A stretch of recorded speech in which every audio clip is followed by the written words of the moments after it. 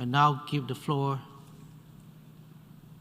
to His Excellency Sergei Lavrov, Minister of Foreign Affairs of the Russian Federation.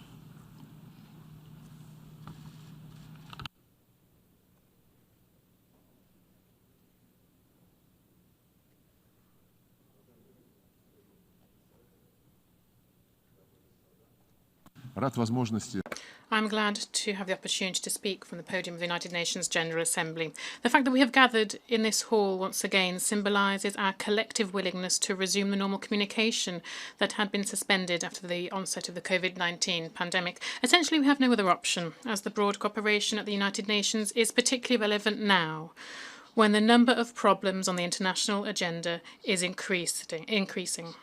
The range of cross-border threats is expanding too. Numerous regional hotspots of tension have a substantial potential to destabilise. The might is right approach is being applied instead of right is might. Instead of international law with increasing frequency, there is no consensus amongst the leading powers as to the principles of the world order. For Russia, it is obvious that one can only effectively counter threats and challenges through concerted efforts in strict compliance with the universally recognised norms of international law, first and foremost, the purposes and principles of the UN Charter. This global organisation should play a central coordinating role in world politics, fully unleashing its potential of universal multilateralism and legitimacy.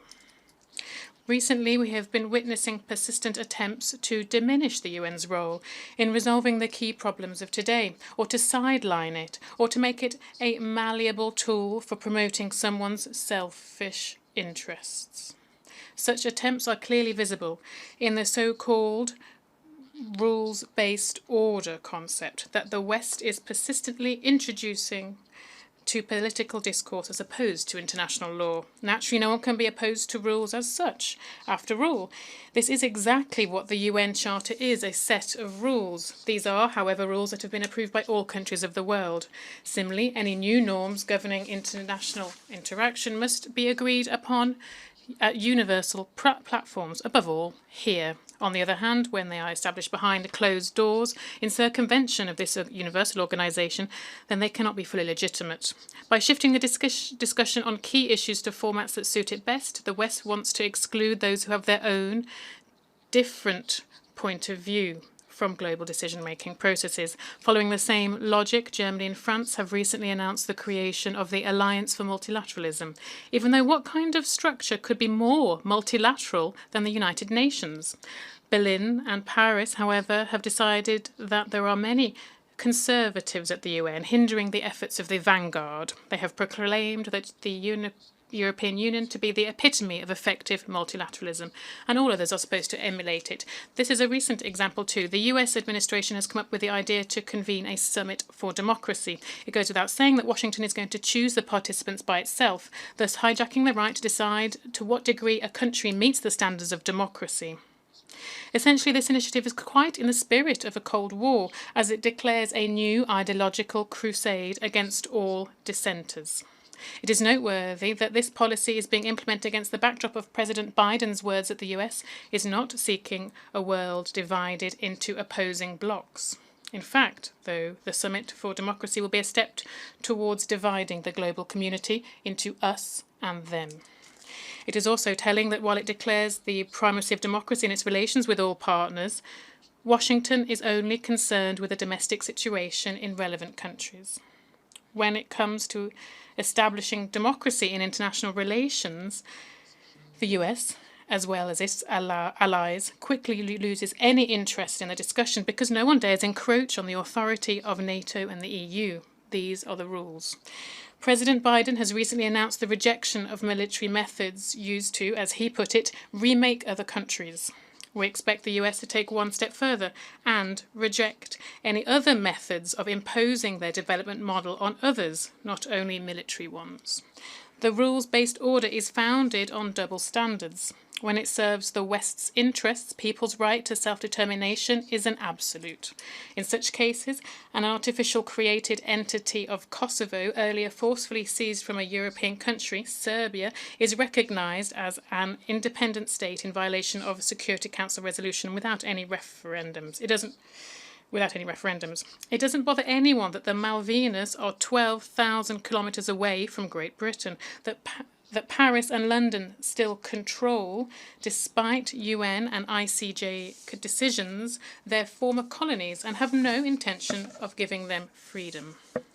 On the other hand, when the right to self-determination runs counter to the West's geopolitical interests, as it did in the case of the people of Crimea's expression of free will at the 2014 referendum on the peninsula's reunification with Russia, it forgets all about it and introduces illegitimate sanctions for the exercise of this right. The reason is simple. The Crimeans were saving themselves from the ultra-radicals who were behind the coup in Ukraine, supported by the West, which means that since the good guys came to power in Kiev, they are, according by Western rules, to be protected and exculpated.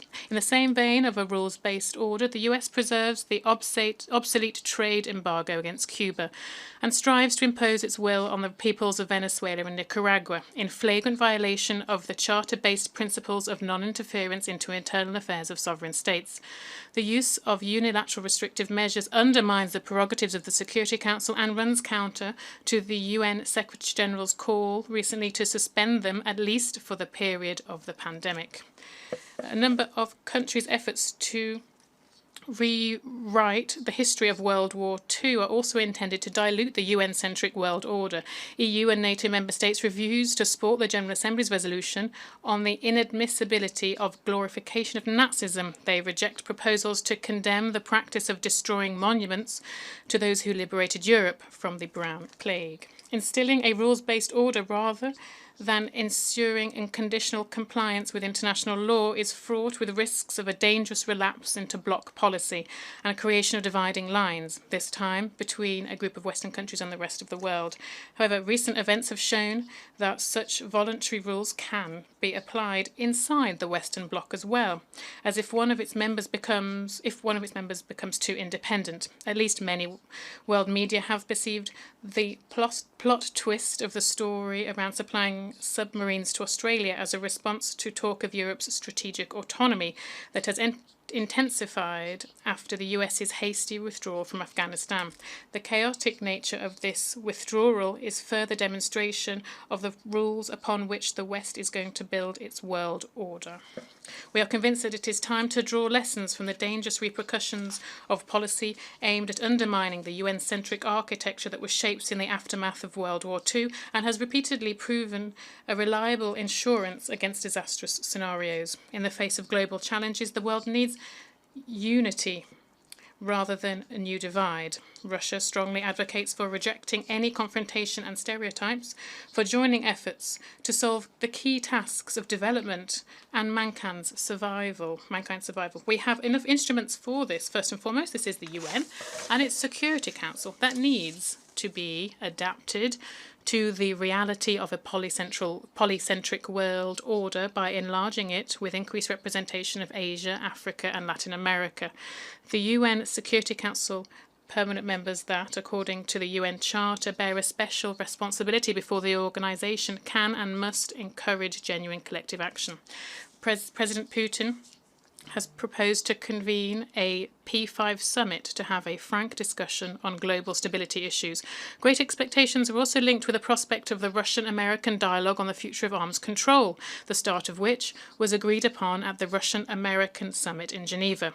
Where there is goodwill, finding a mutually acceptable solution is very realistic. The world was encouraged when the new US administration agreed to our proposal to extend the new strategic arms reduction treaty without any preconditions. Of great importance was the fact that the Russian and US presidents' joint statement reaffirmed the commitment to the principle according to which there can be no winners in a nuclear war, and one must never be fought.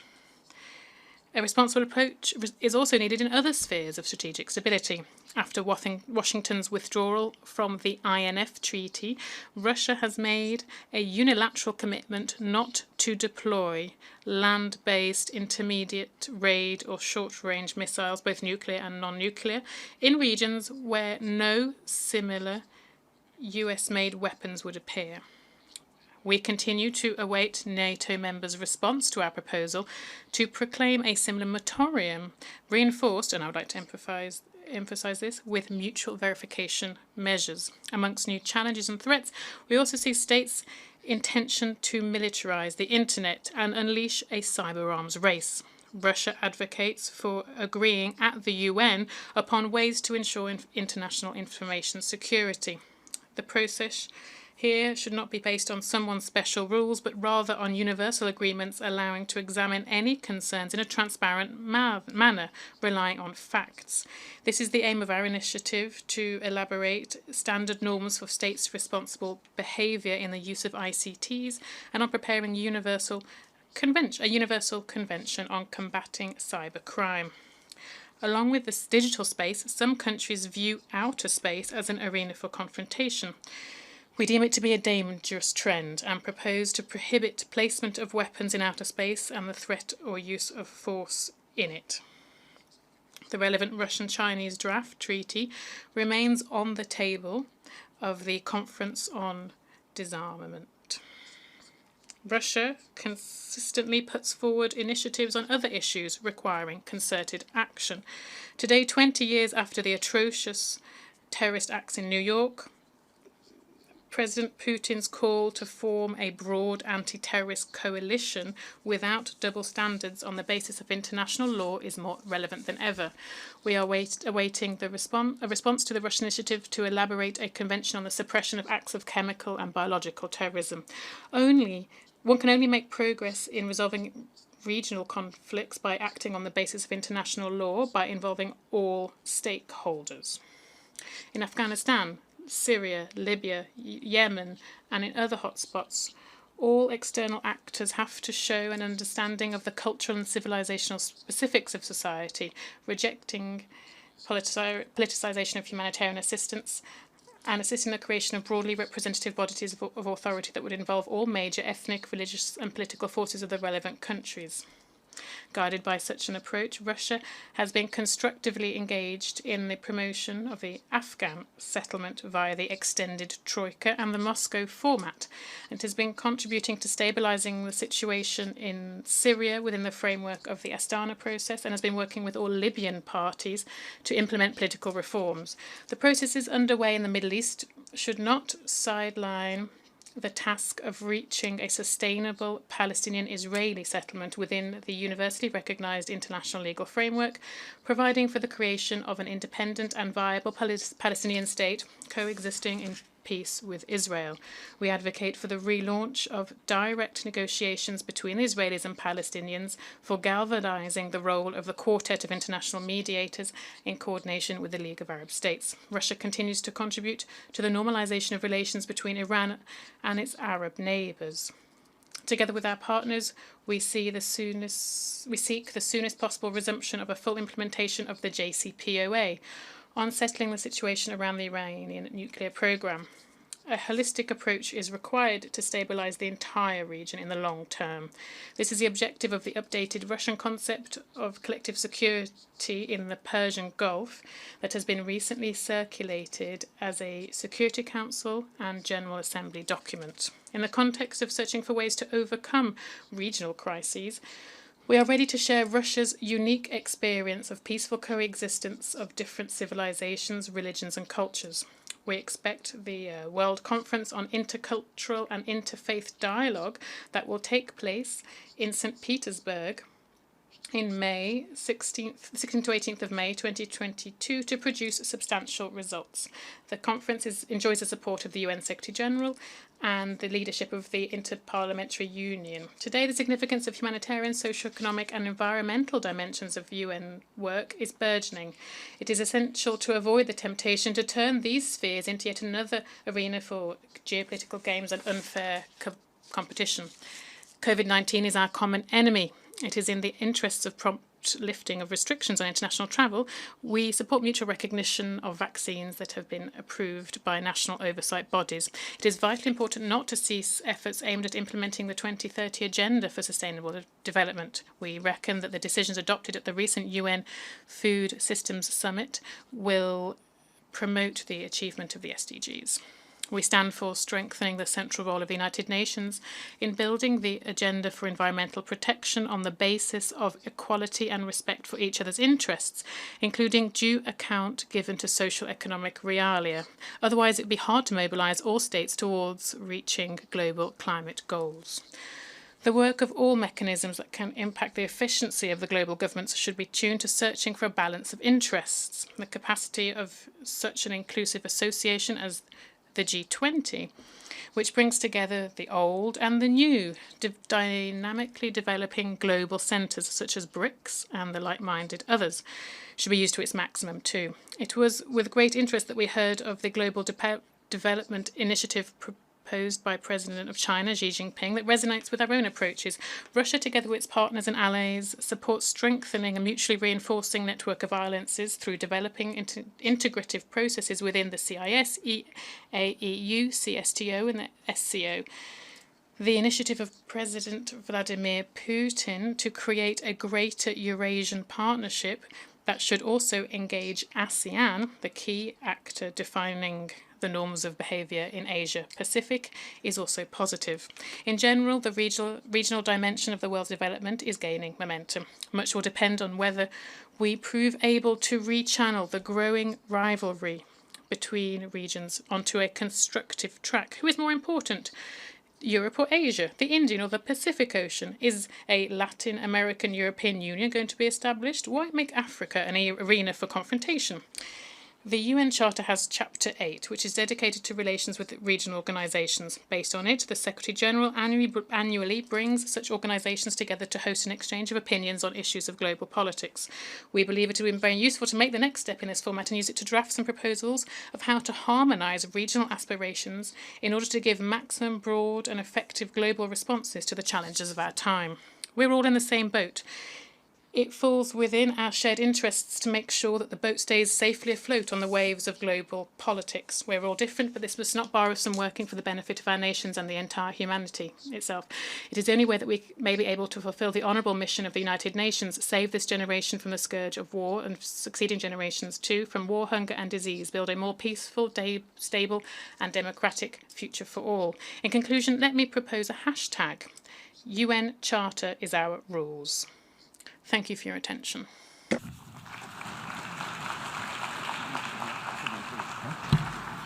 I thank the Foreign Minister of the Russian Federation for his statement. We have heard the last speaker in the general debate for this meeting. The 15th plenary meeting to continue with the general debate will begin at 3 p.m. The meeting is adjourned.